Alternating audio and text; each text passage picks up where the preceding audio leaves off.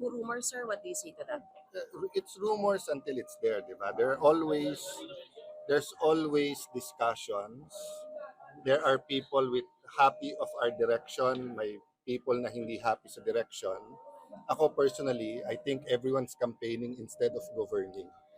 So it's really, do you get 13 people of like minds? But as of today, wala pa yung 13 na yan or yung 13 hindi present. Still satisfied with SP Soto as the leader, sir? No, we're in the minority. Uh-huh. So of course, we want to be in the majority. Okay. Diba? That was never a secret. Diba?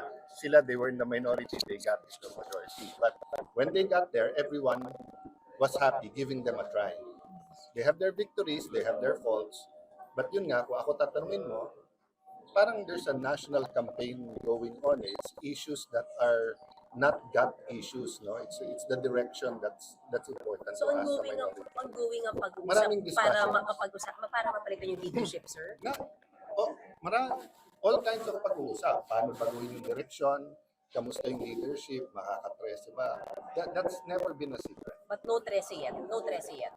Physically, wala. Okay, may dissatisfaction ba so far sa leadership ngayon po? I don't think so. Pa? I don't think so. Teka lang, sir. I don't think so. Walang ganon. Wala akong naririnig na dissatisfaction. Ako. And kung tatanungin mo ako, ano bang iniisip ko na maaaring hindi natutuwa ang ilan sa mga kasama, baka dahil mahigpit ako. Mahigpit ako sa insertion sa budget. Pero may nagparamdam SP na hindi masaya sa liderato ninyo? Hindi, wala naman. Wala naman nakakarating sa akin. Yung sinasabi yung change ng leadership, may chance ba? Sa tingin nyo ngayon? Well, I doubt it, but sanay ako dito eh. I serve at the pleasure of my colleagues. Since the 8th Congress up to now, the Senate leadership has always been that way. Depende sa mga kasama. So, What do you say about the coup rumors during the weekend, SP? wala naman nakarating sa akin na ganun. Ang nakakarating na sa akin is kwento ng mga kasama namin na we're solid. There's no problem with the majority. Ganun ang naririnig ko. Sa social media, sinasabi first female Senate President daw, SP. May ganun bang nakarating sa inyo? Marami na ako nababasa sa social media, iba-iba eh. Hindi lang yun. Pinakamaraming fake news sa social media. But as far as your colleagues are concerned, you think they're solid behind USP? Yeah, I think so. That's how I was informed by most of them. Kausap naman namin. We have a chat group. We talk to each other every now and then. We discuss some issues and some Senate matters most of the time.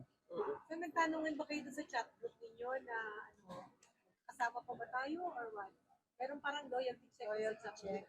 Wala naman. I didn't think it was necessary sapagkat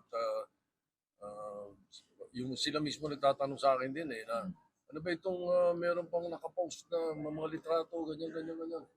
Mga litrato kami, hindi mo kami kasama dyan. Mga ganun. So, hindi na namin. Yung pagpapalit ng chairman, Just took it with a grain of salt. Ingay lang po yun sa social media. Siguro, most probably. Baka merong nagbigay sa social media ng maring info at pinatulan. Pero sir, walang kumausap po sa kanila, dun sa mga nakausap ng majority senators. Mabuti pa sila tanungin mo.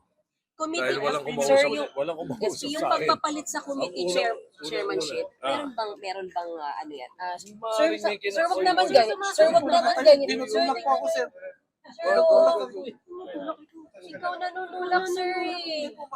Alam naman namin gagawin eh. Sir, yung committee chairmanship po na pagpapalit, wala po ba yung parang, alam niyo na sir, Posible yun.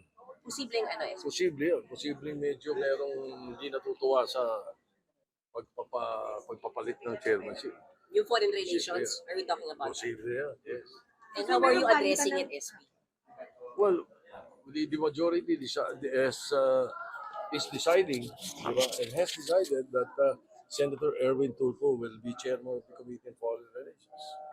I think we're doing it today. Sir, may i-offer bang ibang committee kay Senator?